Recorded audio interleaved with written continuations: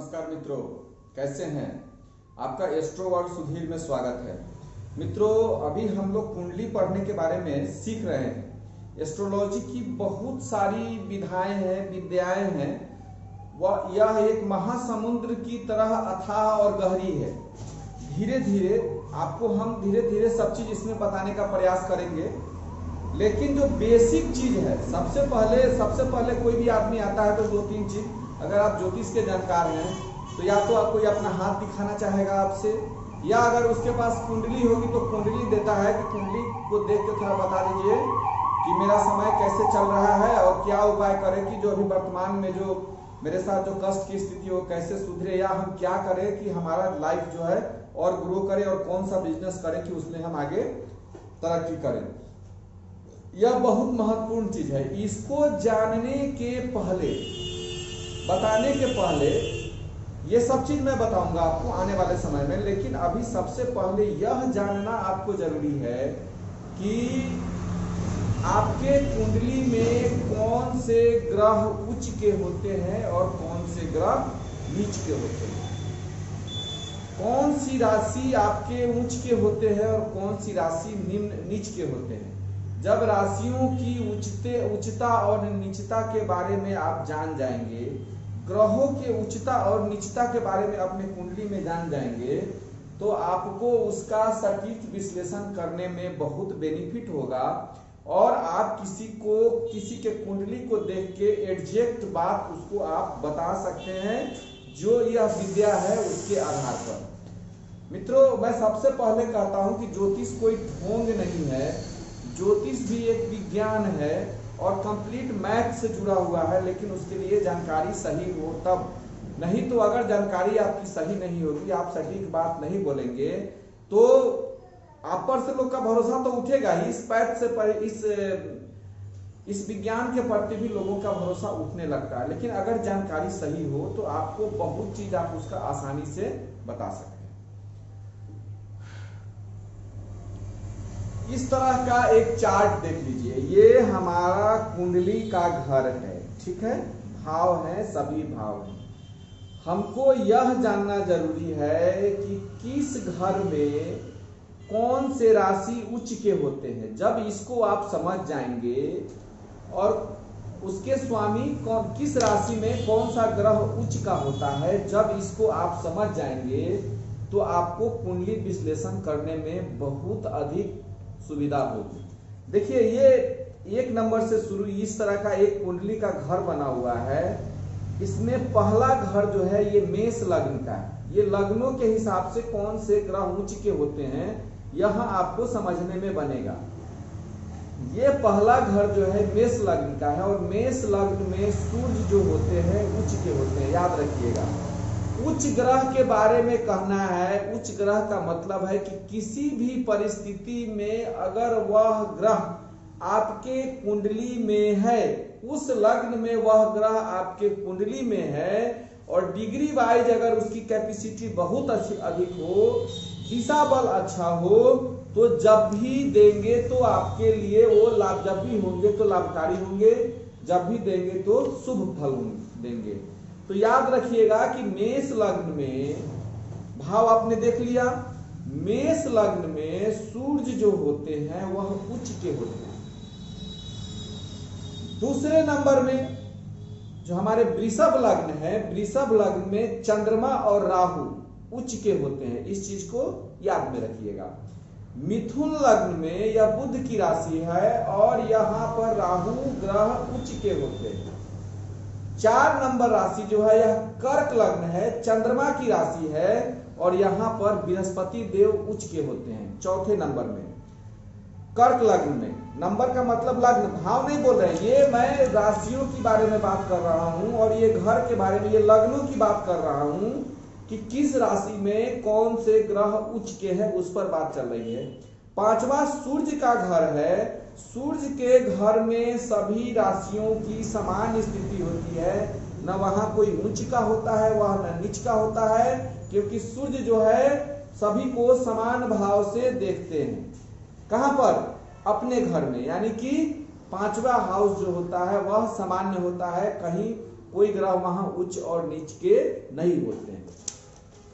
ये छठा भाव है, यह कन्या राशि का है और कन्या राशि में बुध जो होते हैं वह उच्च के होते हैं। इस चीज को आप याद करके रखिएगा। सातवां भाव जो है हमारा, वह सातवां राशि जो है तुला राशि है और तुला राशि में शनि जो होते हैं वह उच्च के होते हैं।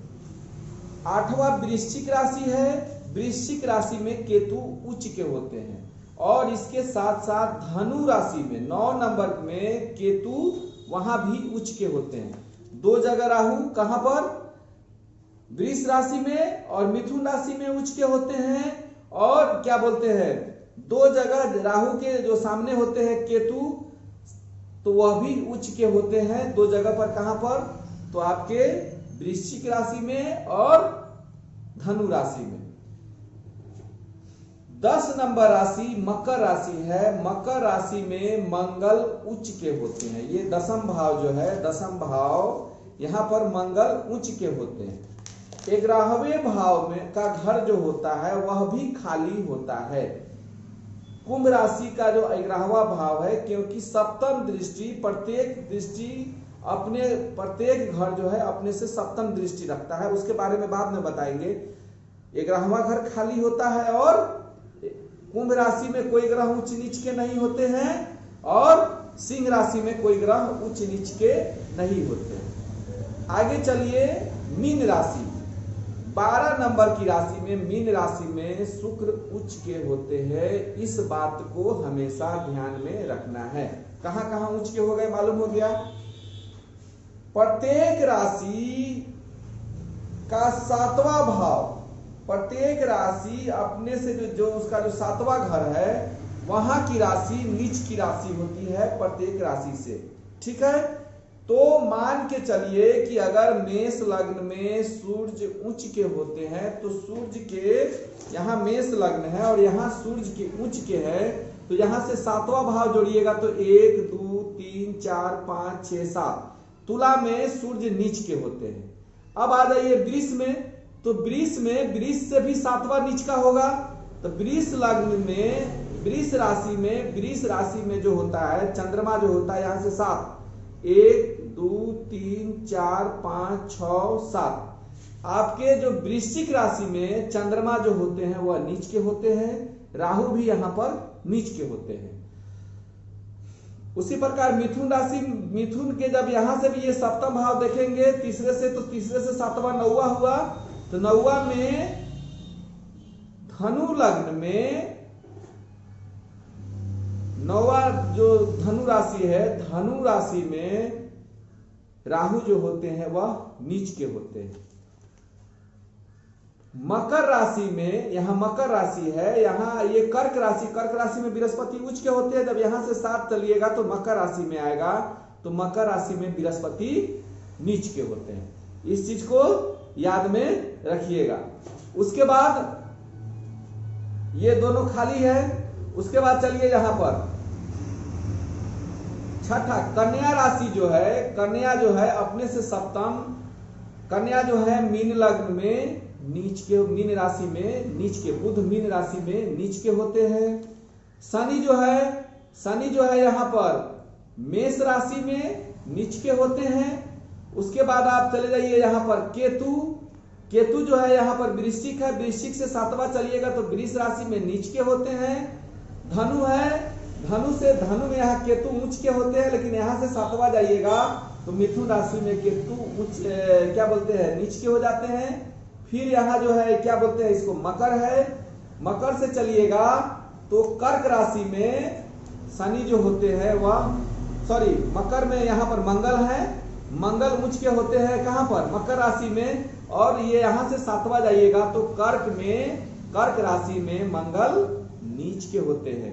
8वें में जब आप आएंगे, क्या बोलते हैं, जब ये 10वां हो गया, 11वां खाली है, जब 12वें में जाएंगे तो 12वें में जो यहाँ मीन राशि में शुक्र उच्च के होते हैं, लेकिन वही शुक्र जब कन्या राशि में यहाँ से सप्तम दृष्टि पड़ेगी तो ये 1 2 3 4 5 6 7, 7वें दृष्टि में यानी 7वें राशि में यानी बुध की राशि में, कन्या राशि में शुक्र जो होते हैं वह नीच के होते हैं। अब आपको समझ में आ गया होगा कि कौन से राशि में कौन से ग्रह जो होते हैं सो उच्च के होते हैं और कौन से ग्रह नीच के होते हैं। वैसा ही जब आपकी 2 नंबर की कुंडली होगी तो फिर वहां से 7वां देखना शुरू कर दीजिएगा। 3 की होगी तो आप इस तरह से आप चाहिएगा तो ग्रह की उच्चता और नीचता को जब देख लीजिएगा तो ऑटोमेटिक पता कर लीजिएगा कि कुंडली में यह ग्रह यहाँ बैठे हुए हैं और यह ग्रह जो है वह नीच के हैं, ये अच्छे फल नहीं देंगे। यह ग्रह उच्च के बैठे हुए हैं, हर हाल में यह आपको अच्छा फल देंगे। कोई भी उच्च राशि चाहे किसी भी भाव में हो अपने घर में बैठी हो बुरा फल नहीं देता है। इस बात को आप याद करके चलेंगे। मेष में सूर्य उच्च के होते हैं, वृष में चंद्रमा और राहु उच्च के होते हैं, बुध में ये मिथुन में राहु उच्च के होते हैं, कर्क में बृहस्पति उच्च के होते हैं। उसके बाद आप आएंगे तो कन्या में बुध उच्च के होते हैं, वृश्चिक में केतु उच्च के होते हैं, धनु में केतु उच्च के होते हैं, मकर में मंगल उच्च के होते हैं और मीन में शुक्र उच्च के होते हैं। जब नीच की बात आएगी तो तुला में जो है सूर्य नीच के होते हैं,